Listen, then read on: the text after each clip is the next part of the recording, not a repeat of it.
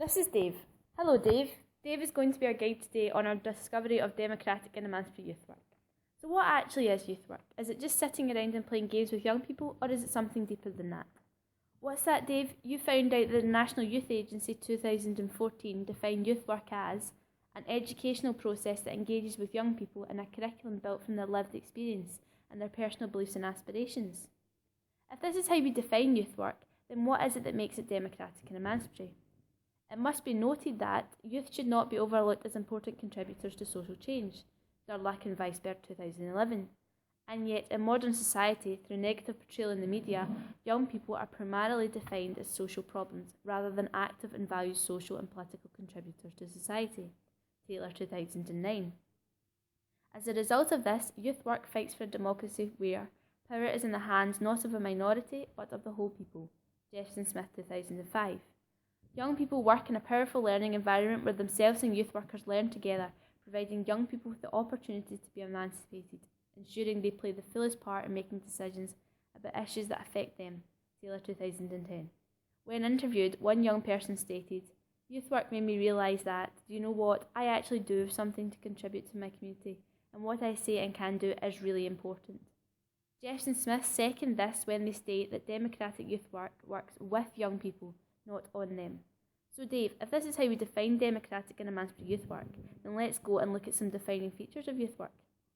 Dave, we would argue that a key defining feature of democratic youth work is that of building relationships. In 2006, UNICEF suggested that over the last few decades, young people's relationships with family members and other adults have become broken down within today's Western society. Batchelor 2008 suggested that youth and community workers need to have the ability to listen and talk to the young people that they work alongside. This is in order to build strong relationships that encourage young people to express their own ideas and ensure that their voices are heard. Within youth work, young people have the opportunity to enter into relationships of their own free will.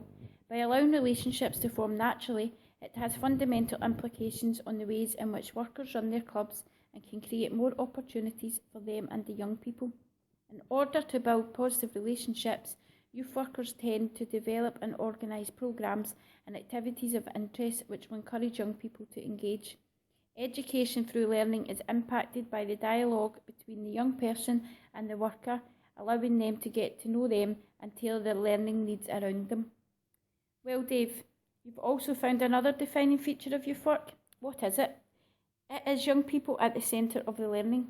Youth work helps young people learn about themselves, others and society through activities that combine enjoyment, challenge, learning and achievement.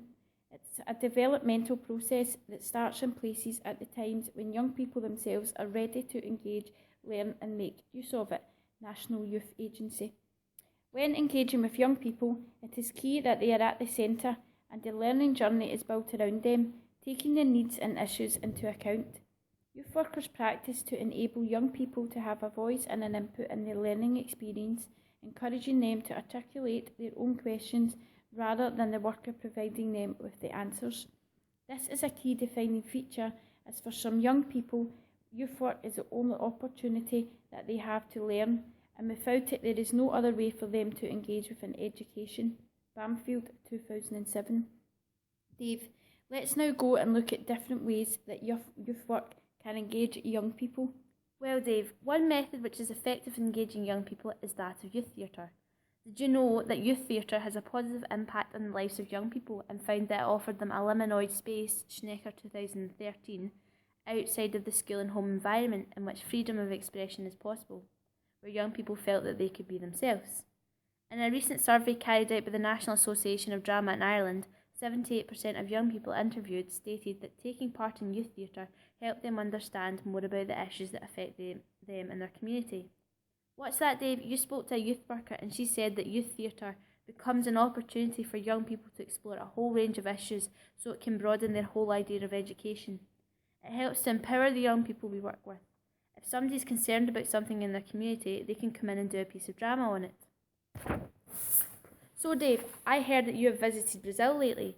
Did you know that in Brazil, youth workers use Augusto Boal's Theatre of the Oppressed as a youth theatre tool? This has been used as an engagement method as it helps to empower young people by getting them excited about activism and giving them a voice about issues that affect their lives. For example, gang culture, as well as individual internal oppressions, Schutzman and Cohen Cruz 1994. Well, Dave, it is clear that youth theatre is an effective method for engaging young people in democratic and emancipatory youth work, and it should be used more and more in the youth work curriculum, as Batchelor and Davies argue that creativity and innovation in youth work is vital for young people. 2010.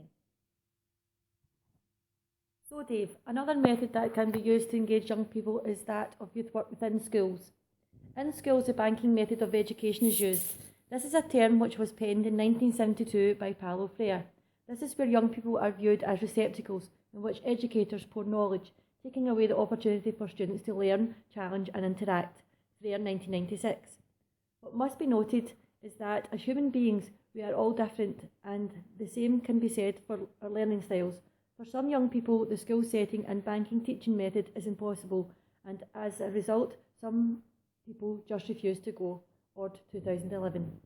In youth work, informal education in schools works through and are driven by conversation which involves exploring and enlarging young people's experiences. Jefferson Smith 2005. What's that, Dave? An example of youth work in schools is active breaks. This is where a team of youth workers are based within high school with the aim of meeting the needs of the young people by encouraging them to participate in different activities and award schemes such as the Youth Achievement Award.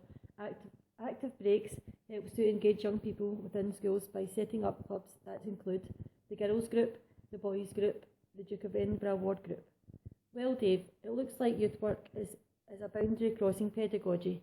Coburn 2011, and it helps to engage young people in education with the school environment. Now let's go and look at our final youth engagement tool. Now Dave, our final engagement method is detached youth work. Detached youth work is specifically targeted at vulnerable young people, which takes place on their own territory.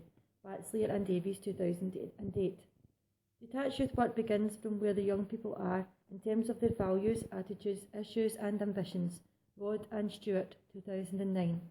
This is a youth engagement method which is characterised by purposeful conversation between youth workers and young people, and it utilises a range of community methods. Whelan 2009. This is Shannon. She is an 18-year-old school leaver who was unsure what to do regarding her future. As an amazing artist who very much enjoyed drawing and painting in different and weird ways, she was drawn towards art. However, her parents encouraged her to study other areas instead of art and get a job. Shannon's boyfriend attended a local youth club, which he had been going to since he started secondary. Shannon had been asked to go as well, but she felt as though she was too old to start something aimed at young people. One evening, a youth worker decided to carry out some street work and started talking to Shannon, and she decided to attend the club. Since then, she has become a different person, one who follows her dreams and encourages others to do the same. The youth workers have even helped Shannon apply to college to study art, and since then she has been accepted to university. Without the youth workers carrying out street work that evening, Shannon would have been unable to achieve her full potential. Detached youth work, she argues, has changed her life. Wow, what a journey we've been on, Dave. It's been amazing to see all the different factors that make youth work democratic and emancipatory, and to hear the impact that this has had not only on young people but also on youth workers. It has been made obvious to us that in the future there will always be a need for this type of youth work in the world in order to make sure that every young person gets to have an impact on their lives. Thank you, Dave. See you soon.